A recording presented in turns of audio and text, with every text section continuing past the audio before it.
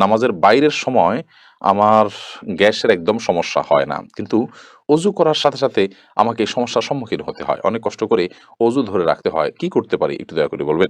নামাজে হাতের আঙ্গুল ফোটালে কি অজু ভেঙে যায়?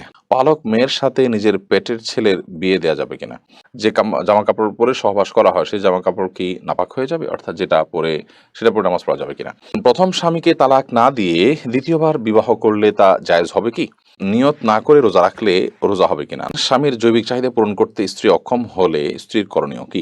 রাতে কাপড় খোলা ছাদে নাড়া থাকলে সে কাপড়ে নামাজ হয় না, এটা কতটুকু সঠিক? কি আমল করলে দিনদার বিবি আল্লাহ তালা মিলিয়ে দিবেন, দয়া করে আমলটির কথা জানাবেন। রোজা রেখে থুতু গিলে ফেললে কি রোজা ভেঙে যাবে? আমি রাতে ঘুমানোর আগে অজু করে ঘুমাই, এই অজু দিয়ে ফজরের নামাজ পড়তে পারবো কিনা? নকল চোখ ও চোখের পাপড়ি কি ব্যবহার করা যাবে? কাপড়ে নাপাক বীর্য প্রস্রাব ইত্যাদি লাগে এবং তা শুকিয়ে যায়, তাহলে সে কাপড় পরিধান করে নামাজ পড়া যাবে কিনা? আমার জামাই বলে সিগারেট খাওয়া গুরুতর গুনাহ নয়, শুধু মাকরু। এ ব্যাপারে আপনি কিছু বলুন। চলুন তাহলে আমরা আপনাদের প্রশ্নগুলোর উত্তর দেওয়ার আলোকিত ভুবনে আমরা প্রবেশ করি। প্যারাডক্সিক্যাল জিনাত আইডি থেকে আপনি লিখেছেন, আমার জামাই বলে সিগারেট খাওয়া গুরুতর গুনাহ নয়, শুধু মাকরু। এ ব্যাপারে আপনি কিছু বলুন। আপনার আলোচনা শুনে তাকে ধূমপান থেকে বিরত রাখার চেষ্টা করব। দেখুন, সিগারেট খাওয়া বা ধূমপান করা এটা এটা নিষিদ্ধ। আমাদের দেশের ওলামা ইকরাম মাকরুহ বলেন, কিন্তু আরব ওলামা ইকরাম এটাকে হারাম বলেন। অ্যারাবিক স্কলাররা এটাকে হারাম বলেন। এর অন্যতম কারণ হলো যে এটি মানুষের জন্য ক্ষতিকর। আল্লাহ বলেছেন, লা তুলকু বিয়াইদিকুম ইলা তাহলুকা, তোমরা নিজেদেরকে ধ্বংসের দিকে ঠেলে দিও না। অতএব নিজেকে ক্ষতির মুখে ঠেলে দেওয়া, নিজেকে বিপদের মুখে ঠেলে দেওয়া, নিরেট ক্ষতি যেটাতে, এরকম কিছু গ্রহণ করানোর জন্য গুনাহের কথা। মোহাম্মদ আব্দুর রাজ্জাক আপনি লিখেছেন, যদি কাপড়ে নাপাক বীর্য প্রস্রাব ইত্যাদি লাগে এবং তা শুকিয়ে যায়, তাহলে সে কাপড় পরিধান করে নামাজ পড়া যাবে কিনা? বীর্য যদি লাগে, সে বীর্যকে যদি শুকিয়ে যায় এবং শক্ত হয়ে যায়, সেটাকে খুঁচিয়ে খুঁচিয়ে যদি উঠে ফেলানো যায়, তাহলে তাদের সালাত আদায় করা যাবে, যদিও কিছু আলামত তাও থেকে যেতে পারে। তারপর সেখানে সালাত আদায় করা যেতে পারে। বীর্য পবিত্র করার জন্য পানিতে পবিত্র করাই যাবে। আর এর বাইরে এরকম খুঁচিয়ে খুঁচিয়ে তুলে ফেলা, এটাও বীর্য পবিত্র করার একটা পদ্ধতি। আর প্রস্রাব এবং এ জাতীয় নাপাক যেগুলো লাগে, যেগুলো খুঁচিয়ে ওঠার মতো নয়, সেগুলো লাগার পর ওই কাপড়কে ধুইতে হবে। ধোয়ার পর সেটি পাক হবে। যে জায়গা লেগেছে সেই জায়গাটুকু ধুলেই ইনশাআল্লাহ বিদিনিল্লাহ পাক হয়ে যাবে, অর্থাৎ নাপাকটা দূর করতে হবে।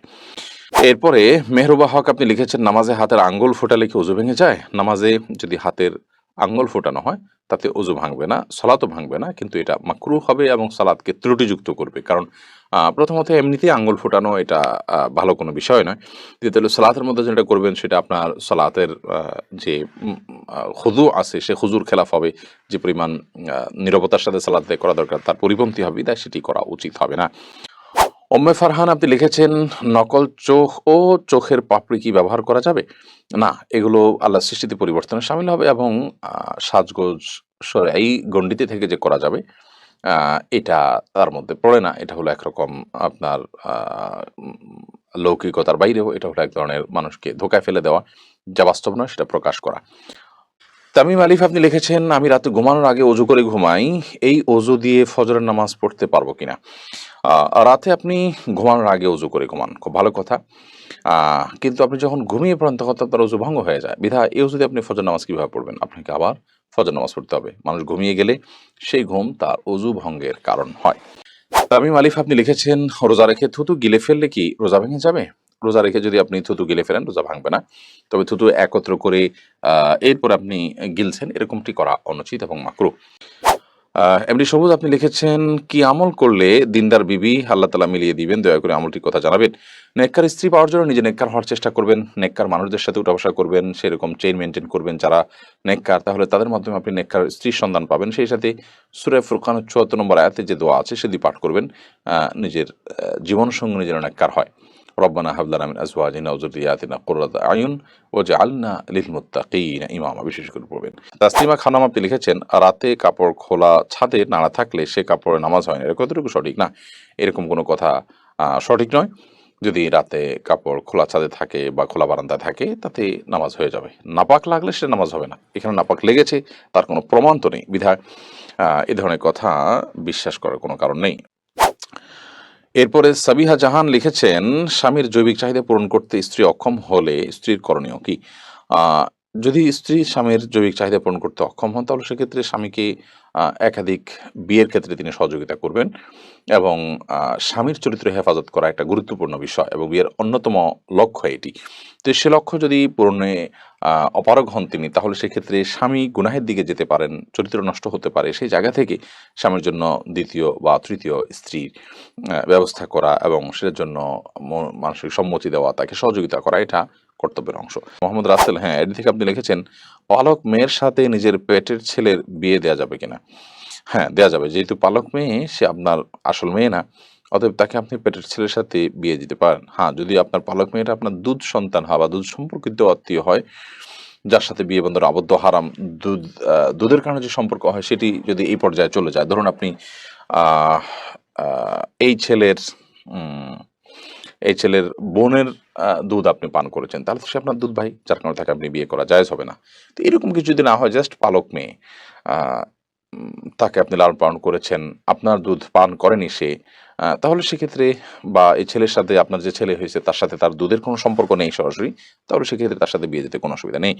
এমনি সেলিম রেজা কাজল, আপনি লিখেছেন যে জামা-কাপড় পরে সহবাস করা হয়, সেই জামা-কাপড় কি নাপাক হয়ে যাবে? অর্থাৎ যেটা পরে সেটা পরে নামাজ পড়া যাবে কিনা?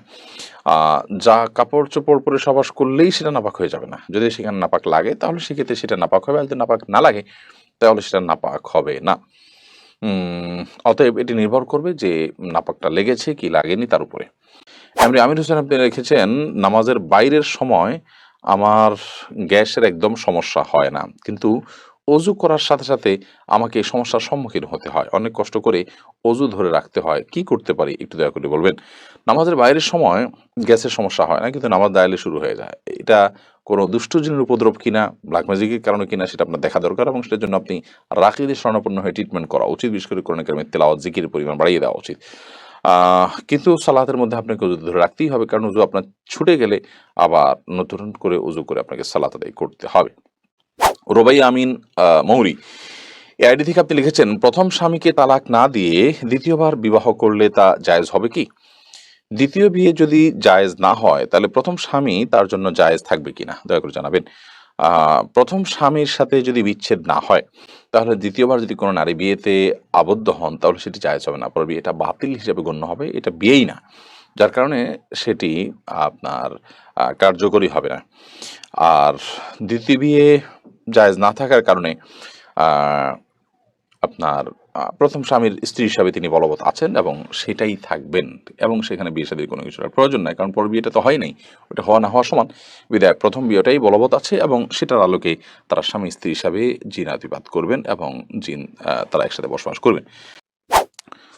এমডি কারাম হোসেন, আপনি লিখেছেন, নিয়ত না করে রোজা রাখলে রোজা হবে কিনা? না, নিয়ত ছাড়া কোনো আমল আল্লাহর কাছে গ্রহণযোগ্য হবে না। ইন্নামাল আমালু বিন্নিয়াত। বিধায় আপনি আ সারাদিন না খেয়ে থাকলেন এবং না খেয়ে থাকাটা হয়তো আপনার গ্যাসের কারণে, অসুস্থতার কারণে, কিংবা কোনো ডায়েট করার জন্য, কিংবা খাদ্যের অভাবের কারণে আপনি না খেয়ে থাকছেন।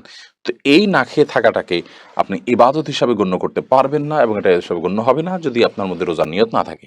হ্যাঁ, আপনি যেটাকে যথাসময়ে রোজার নিয়ত করেছেন, দুপুরে ১০টা পর্যন্ত ৯টা পর্যন্ত আপনি খান নাই, এরপরে আপনি নিয়ত করেছেন, ঠিক আছে আজকে তাহলে আমি রোজা রাখলাম। এই যে নিয়ত করলাম, রোজা রাখলাম, যে আমি না খেয়ে থাকছি আল্লাহকে খুশি করার জন্য, এটা একটা ইবাদত, সেই হিসাবে না খেয়ে থাকছি, তাহলে সেক্ষেত্রে আপনার সওয়াব হবে।